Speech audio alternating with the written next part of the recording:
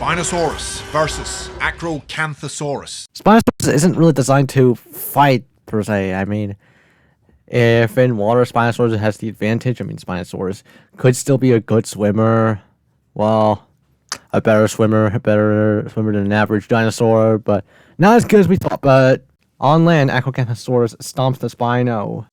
Acrocanthosaurus. That's a nice name. Rolls off the tongue nicely. Acrocanthosaurus. It's the battle of the sail-backed dinosaurs.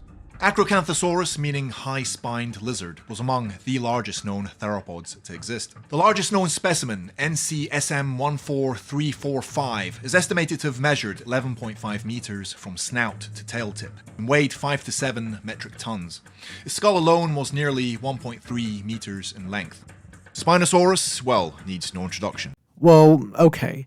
This video was made back when Spinosaurus did not have the eel-like tail, so I would accept some sort of knuckle design or something, similar to that of Amazing Dino World. It's a good duck, but Pachyrhinosaurus just brings it down.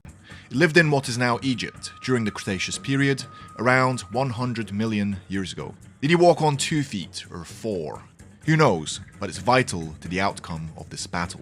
I mean, the Spinosaurus knuckle design was considered acceptable in like 2019 or something, but as of now in 2024, not really.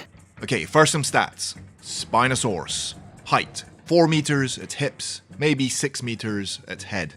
Length, 16 meters. Are you using like a 2011 estimate? Weight, 9 to 12 tons average, could be up to 20 metric tons. Could be up to 20 metric tons, that's just a super outdated estimate from like 2005. Yeah, Spino fans would love that. Bite force, 2 to 3 tons. Speed, 25 kilometers per hour. Diet, fish and small dinosaurs. Now onto the weapons of Spinosaurus. Spinosaurus possessed a massive body, the largest of any dinosaur. The longest of any dinosaur. In fact, carnivorous. And it was capable of swimming. It had a bite force of 2 to 3 tons, which is weak for its size, but still devastating. The jaws contained around 64 conical teeth. These conical teeth aren't meant to, like, attack. It already gives Spinosaurus a disadvantage. It had long, strong arms with 20 centimeter claws. Now to the stats of Acrocanthosaurus. My god, he's furry! Feathered dinosaurs are not cool. I'm willing to bet that Acrocanthosaurus is scaly, but only because of paleontology and not because you're trying to make it look cool.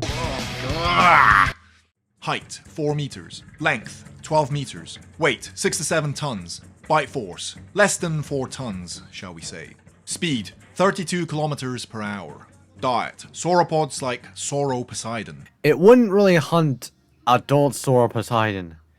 It has to attack vulnerable ones that are alone. Now onto the weapons of Acrocanthosaurus. Acro was huge in size. The skull of Acrocanthosaurus, like most other allosaurids, was long, low, and narrow. Acrocanthosaurus is a coccodontosaurid, which is part of Allosauroid.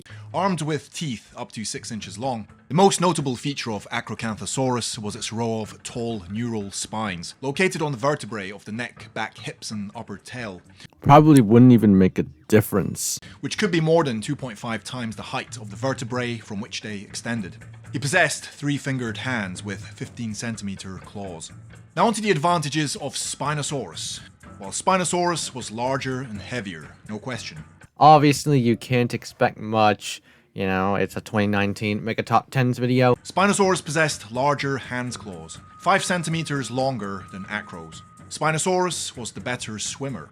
Now onto the disadvantages of Spinosaurus. Spinosaurus may have been larger, but he was probably shorter in height. Acro could slash and attack from above. You know, also biting from above. Spinosaurus was likely slower and less agile than Acro on land. Spinosaurus possessed a large sail that could intimidate, but it was also vulnerable to attack. The sail was fused to its spine. If it got slammed by Acro, the results would be devastating. That myth has legitimately been disproven. Spinosaurus may have possessed a weaker bite. Also, its conical teeth did not help its case. These conical teeth are meant to catch slippery prey, like fish. They aren't really meant to attack. Now onto the advantages of Acrocanthosaurus. Well, he was smaller, but perhaps more robust. He was much more agile on land. His jaws were more adapted to killing large animals, and he was no stranger to bringing down massive sauropods. Now onto the disadvantages of Acrocanthosaurus. Acrocanthosaurus was smaller and lighter. He possessed smaller hand claws. He wasn't a good swimmer. Dinosaurs are okay swimmers on their own. Well, not as good as Spinosaurus, anyway. Okay, let's fight. Spinosaurus and Acrocanthosaurus meet at a clearing. The ground is wet and swampy. Okay, let me try and illustrate it on my own. So both of these dinosaurs try and intimidate each other and they just leave. That's the most realistic scenario, but what if we just make them fight? So yeah, both dinosaurs try and intimidate each other. They don't intimidate each other, so they circle around each other, try and intimidate each other. They don't get intimidated, so they fight. The Spinosaurus is usually quite a passive dinosaur, but this Acrocanthosaurus is a threat to his fish supply, so he must act. He charges at Acro, hoping to scare him away. Acro charges back. He's not afraid of large dinosaurs. Spino slashes Acro, but misses. Acro slashes back and bites Spino on the neck. I think the Acro just needs its head. Spinosaurus claws Acro and breaks free. It's a deep wound. The agile Acro runs behind Spino and bites him on the leg. Spinosaurus flees into the river like a coward. Acrocanthosaurus approaches the shore, wondering where Spino went to. Suddenly Spino leaps out of the water, drags Acro into the depths of the river, never to be seen again. Huh. It's kind of similar to how Goji Center envisioned it. I wouldn't be surprised. Verdict. Acrocanthosaurus is a massive dinosaur, but Spinosaurus is even more massive. Acro may be used to hunting large sauropods, but hey, they don't possess 20cm hand claws. And forgot to mention, long enough arms for reach. Unless it's Iguanodon, which didn't live at the same time. Am I right? Wrong? I'm just making it up. Spinosaurus takes the fight once again due to his sheer bulk. Okay. That fight was a bit unfair on the Spinosaurus' end. It depends on where. Like, if it's near a river, like this one, it'd be quite a fair fight. But if it's on land, then the Acrocanthosaurus will win. Also, that was a really dumb Acrocanthosaurus. This guy should have just backed away. But a gang of 2 Acros could definitely bring down a Spinosaurus. On land, anyway. Okay, which dinosaur battle would you like to see next? Go to www.whichdino.com. In a separate tab, do not leave YouTube, I'll get penalized. Session leave penalty. Open a separate tab, and then go to whichdino.com. And vote. I will reset the votes, so vote now. The winners last time were indeed Spinosaurus and Acrocanthosaurus, and I made the video. There you go. Okay, so I assume that guy's fan base is more on the not much research side. Also, check out these following messages. The guy in the video essentially did a face reveal to do some sort of merchandise, so I just skipped it.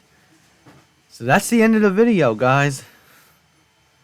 Yet another trump card video that he tried to pull out for the Spinosaurus to try and win.